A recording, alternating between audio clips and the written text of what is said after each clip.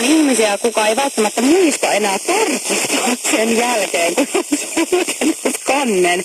Vetänyt veden ja pessyt kädet, ei välttämättä tarkistaa.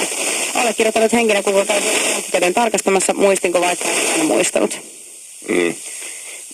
Monissa porukoissa toi on esimerkiksi miesten joukkueissa, vaikka jos on vaikka joukkue, niin on sakkokassa. Jos on semmoinen oma koppi, missä ollaan päivittäin, niin siellä esimerkiksi, jos tällainen tapahtuu, se selvitetään, kuka sen on tehnyt, ja se maksaa 50 € sakkoa. Toinen hyvä, DNA-testi. Mun olisi ottaa DNA-testi siitä, laittaa se tonne jonnekin työterveyden laboratorioon, ja oltaisiin saatu selville nimi, laitettu tuohon seinälle. Siis mun mielestä sama uhkailu kuin näissä, tiedätkö, uimahalleissa oli lapsena.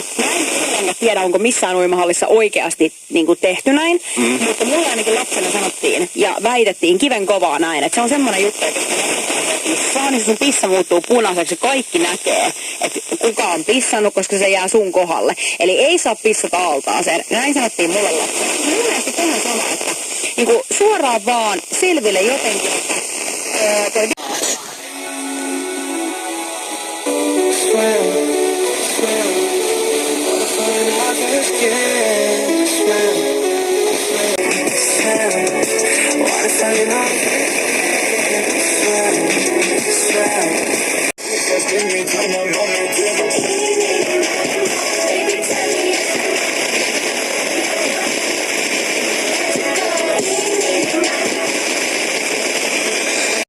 niin tehdään semmoinen pieni recap ja tsekataan, että mitä kaikkea onkaan tänä vuonna jo julkaistu. Eli homman nimi on tähän mennessä vuoden parhaat suomi-räppibiisit.